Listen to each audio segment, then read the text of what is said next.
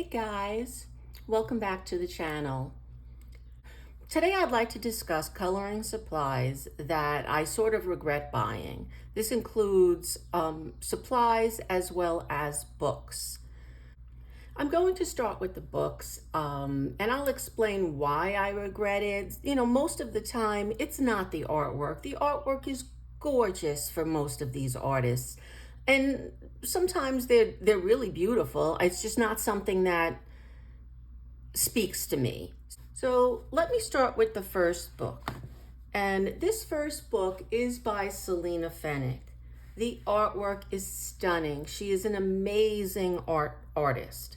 But I have had these Hannah Lynn books in this size. I guess this is a pocket size. And I really enjoy working with these. So I made the assumption that I would like working in any pocket book because it's less for me to actually complete. That was not the case. I didn't pay close attention to the images that are in this book. Again, as I said, stunningly gorgeous.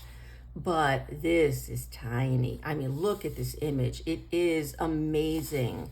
It is a beautiful piece of artwork. I love her face, her hair, everything is amazing, except for, first of all, the quality of the paper is not that great, but it's the tiny, tiny details that I would have to work with. And I just, like this, something like this would work well. It doesn't have a lot in it.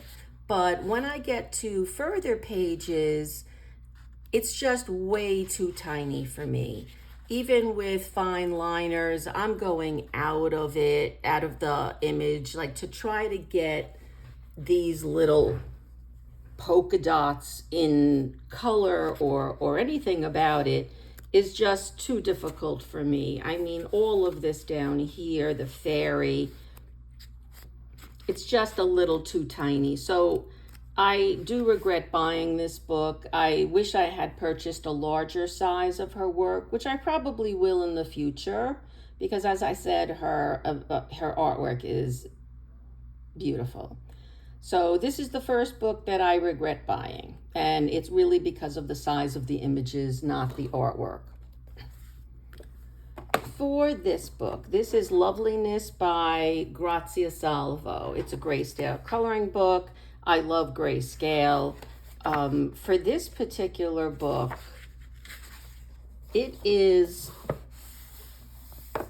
I don't even know how to describe this, to be honest. But do you see the difference between the way this is drawn and the way this is drawn? The line art here is extremely fine. Then it starts getting thicker up here, finally to an extremely thick line. I don't like this change in the line size. I find it distracting. I don't know how to handle it. And I just don't know why this is Grayscale, this isn't. It just looks like two different artists, or that one is sort of like clip art that was added in after. This is her drawing. It probably is not what I'm saying. She's probably drawn this whole thing. I just don't like the change of the style and the line thickness. So although I find them beautiful, it's not something that I gravitate toward, and I've had this for over a year and have never colored in it. So I do regret buying this book. Again, Loveliness by Grazia Salvo. I spoke about this book. This is Where the Wildflowers Grow by Adriana Picker. It is a beautiful book.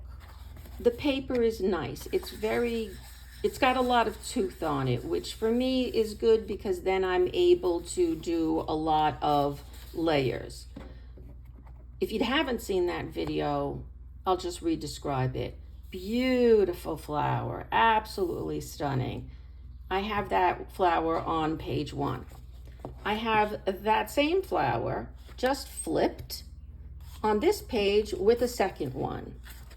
Then I have that same flower flipped in different directions. It's the identical flower on a 2-page spread.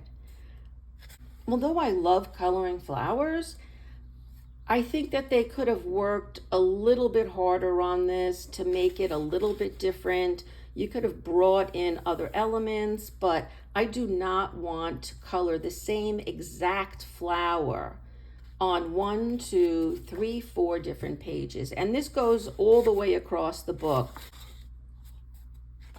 Yeah, see these tiny little flowers? It might be okay for me to do 1 or even a 2-page spread of these, but then to do something with a wreath with just these 2 birds in it, this a completely empty page with these same flowers just in the corner is, although I think it's beautiful art, I wish they had added other elements, different flowers, or something else that it isn't 4 pages or almost 4 pages per image. So that is Where the Wildflowers Grow by Adriana Picker.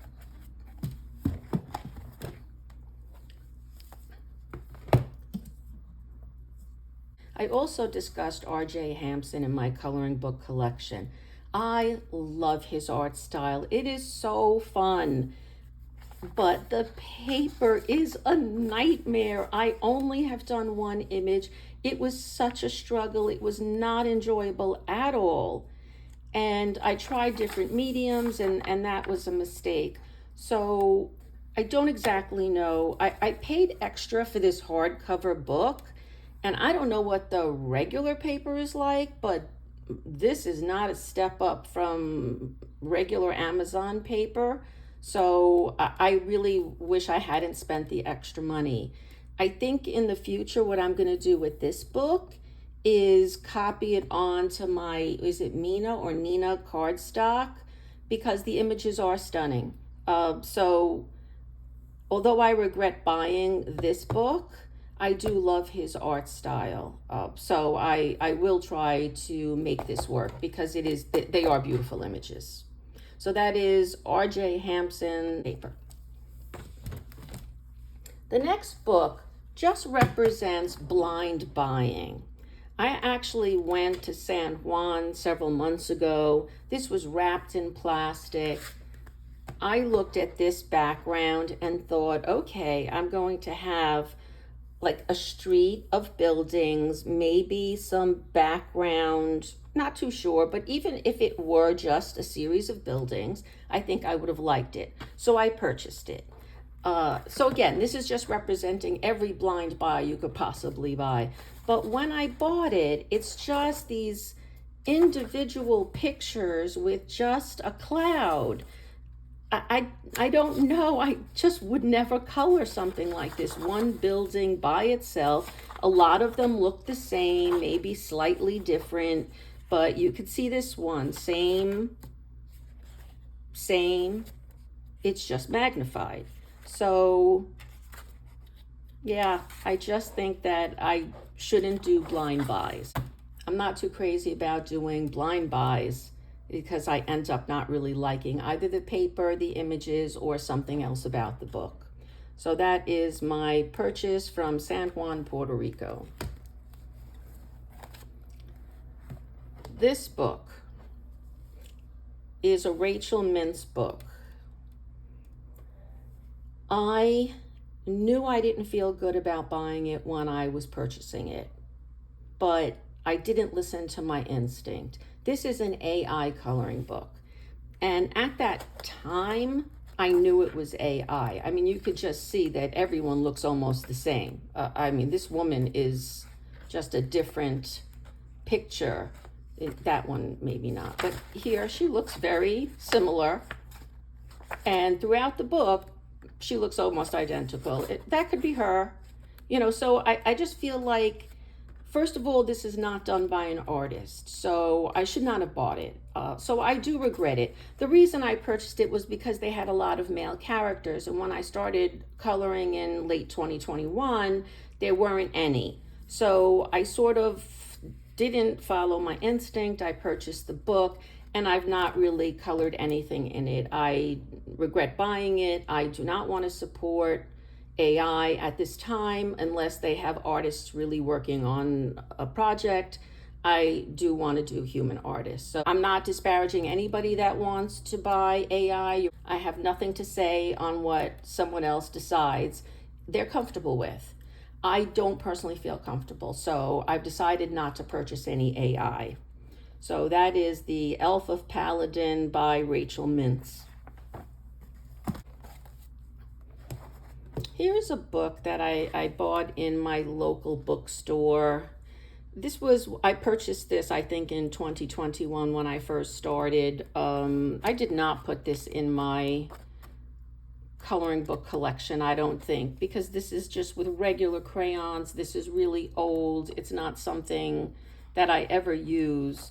I think that what bothers me in this book is when, number one, they have these intricate backgrounds, which I think kind of take away from my focal point. It's more that I don't want to color that. So I'm only coloring this, and I am not a fan of the background. They're everywhere. There's very few pages that don't have this very detailed, intricate background, which I find somewhat distracting. I also don't like so many faces with the same look.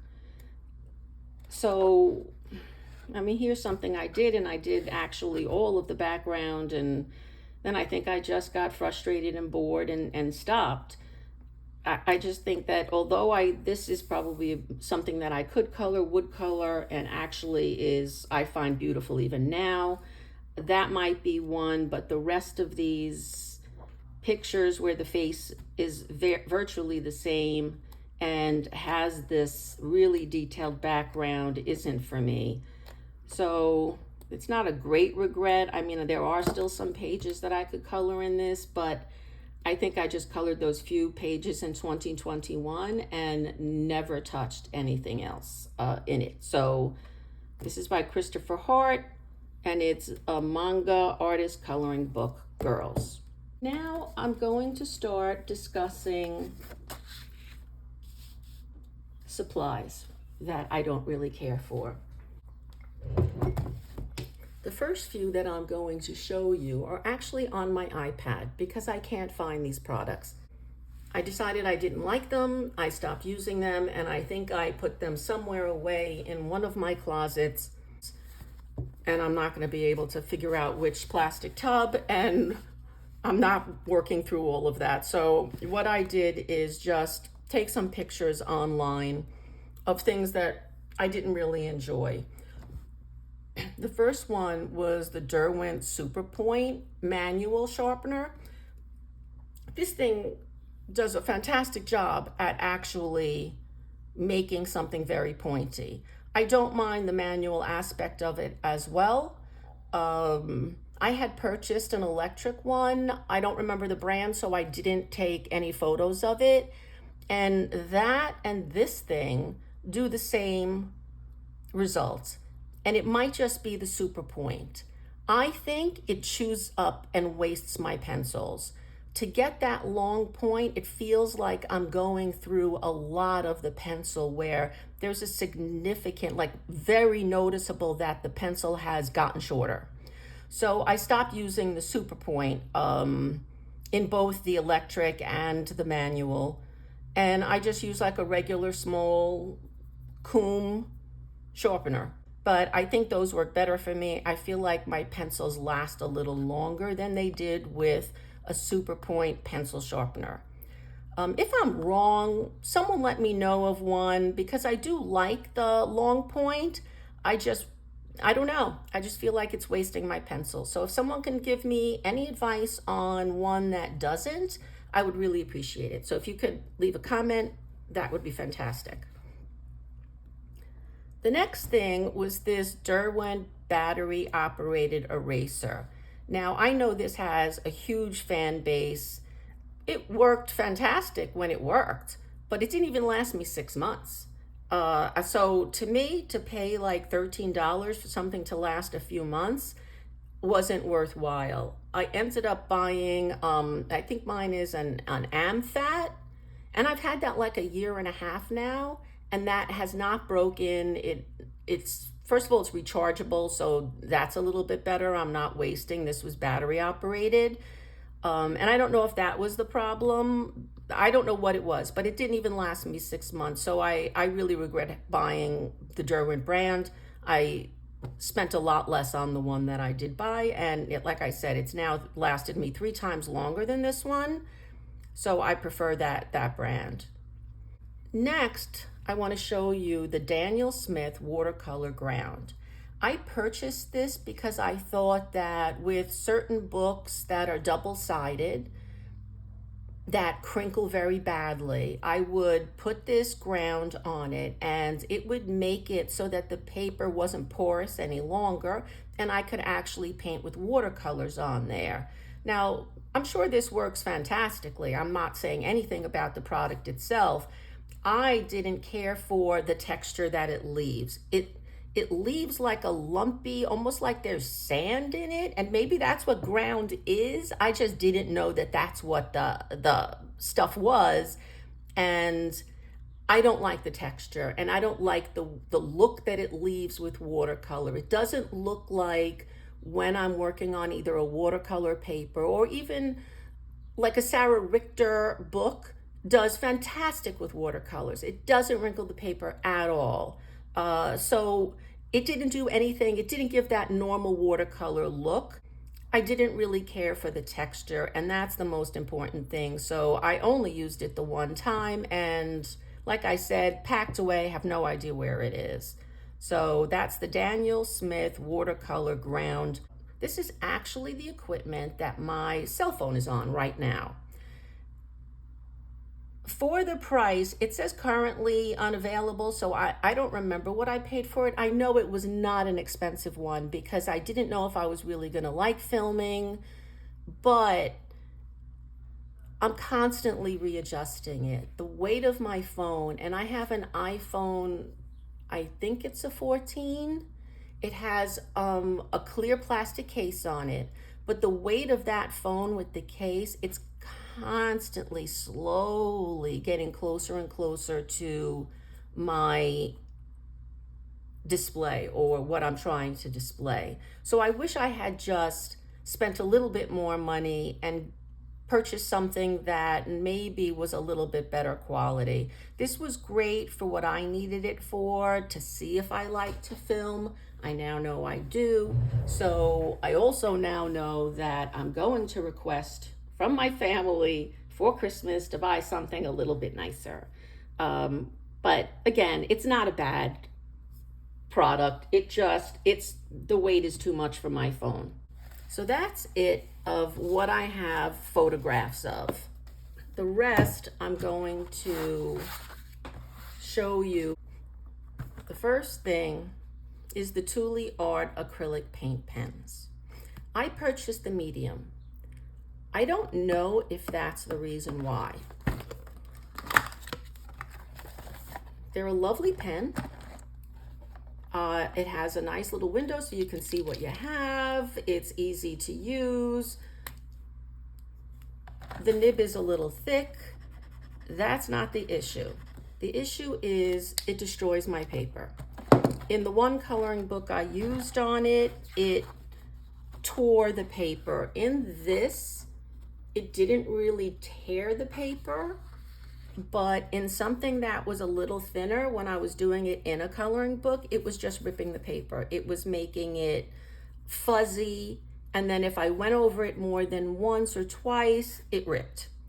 So these are not for me. I don't know again if it's the size that I purchased, because when I see a lot of people saying how much they like these pens, they've all purchased the small, well, I don't know if it's considered small, but it has a much thinner, pointier nib.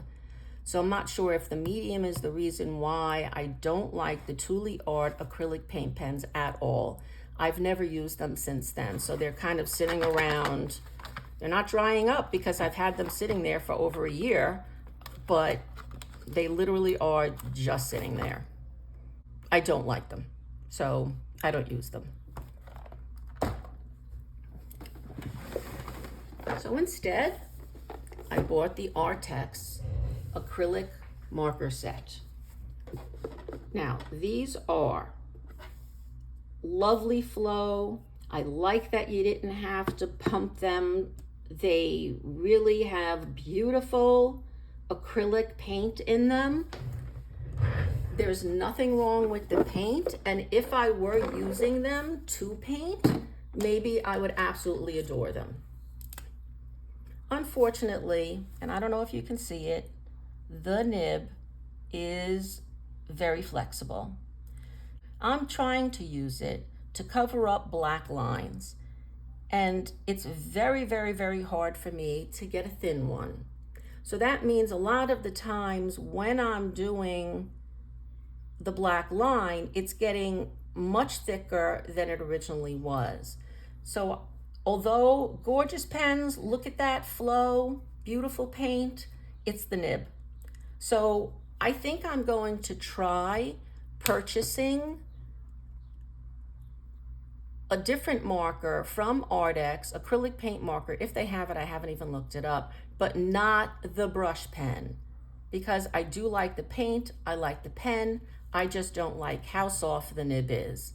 My other complaint is this constant like spilling, and I have this the way I thought I'm supposed to keep it.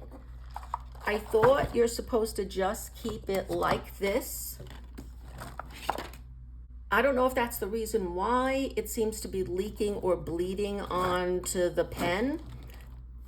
If someone knows if this is not the way I'm supposed to do it, please let me know, because that's a minor complaint. It's more the nib, because these are great markers, but if I'm storing them incorrectly, I would like to know. So thank you if you do tell me. These are the Distress crayons by Tim Holtz. They are beautiful colors. I don't have a problem with them as far as what they look like.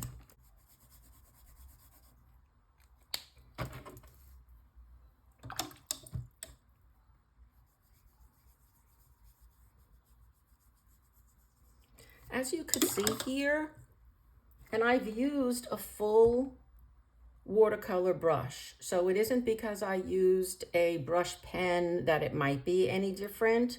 I used it with both. As you can see, there is a big difference between how the Tim Holtz dissolved versus how well the Neo Color 2 dissolved. You can still see the lines here, but that's because I did not use as much water as I used here. And I feel like I should just save my money and buy these, and I wasted a little bit of my money to find out that I don't really prefer these crayons over the Neo Color 2s. And you'll see this theme when I bring up my pencils. Not that this is a budget one, because like I said, these are pricey. I feel like for me, I prefer to have less of the highest quality that I can buy or that I could afford than a cheaper brand, because then I end up not being happy with it. So I'd rather have less Neo Color 2 colors than a bunch of Distress crayons. I'm not able to get the same smooth paint effect with a Distress crayon than I can with a Neo Color 2. So that is my Distress crayons from Tim Holtz. Now, the last thing I want to show you is based on this theme of budget. These are some of the budget pencils I purchased.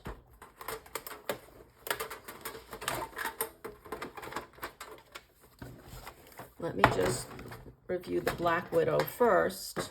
Lovely colors.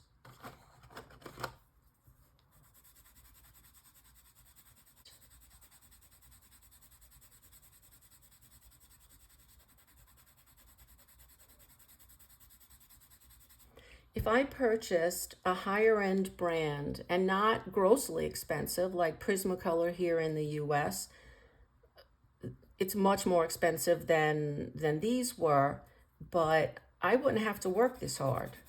And if I'm doing a whole page of this fuchsia pink, this is really going to hurt my hand because I am really pressing very, very hard here. You could start to see I'm starting to get like crumbles, little Scoopy snacks over there, because I'm just pressing and pressing and pressing to get the saturation that I want. Again, for this little square, it's not that big of a deal. But when I'm doing a whole coloring book page and I'm doing it with a budget pencil, I'm really starting to feel it in my hand. Here I have a Prismacolor Process Red, which I think is the closest color over magenta. But look at the difference. I'm not pressing hard now at all. And I already feel like I have a lot more saturation than I did when I started coloring this one. So I'm using the same pressure. If I press,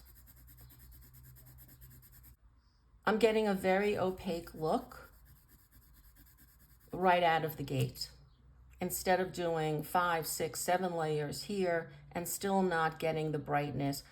These are not identical colors, so that could be the reason why, but you can see the saturation difference between a Prismacolor pencil and the Black Widow pencils.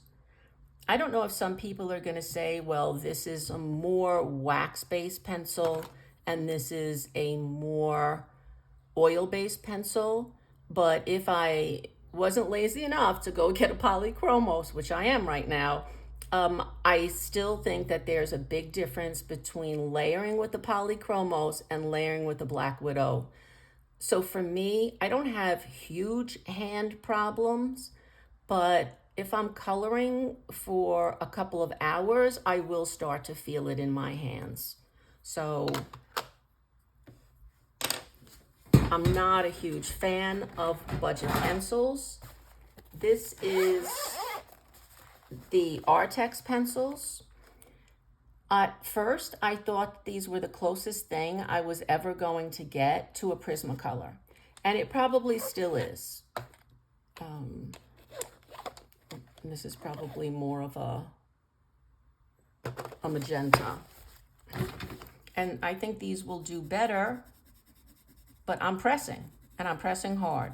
So if I press hard, I'm able to get a saturation. But if I'm pressing less, I'm still doing more layers with the Artex pencil than I am with the Prismacolor. I do like these pencils. I think that they're fair as far as coming as close as anybody that I've tried to a Prismacolor, but to me, this is not a Prismacolor pencil. It's a regret purchase for me. And I think that now I've sort of made the decision that I would rather have a smaller set of a more professional colored pencil than purchasing a larger set of a budget pencil. So I'm just saving. I use my points on my credit card to get either cash back or Amazon purchases, and I just would rather save up, which I am, for a set of 100 Holbein. I can't afford 150, but right now I can afford 100, so I'm just saving some points, and I would rather have that and wait 6 months for it than having a larger set of a budget pencil. So that's basically my regrets. I don't have a huge amount because I don't purchase that much, but I wish I had saved my money for something higher quality, colored by an artist, with paper that I prefer, and tools that don't either rip the paper or make it very difficult for me to do something that I'm hoping is simple, like just covering up a black line. So I hope you enjoyed this video. I hope it wasn't too long. I'm sorry for the mess, but I'm always a little on the messy side here. And if you have any questions or comments, please feel free to leave them on the bottom. And if you have any recommendations on things that I could have done differently, I'd appreciate that as well. So bye for now, and I'll see you in the next video. Happy coloring. Bye.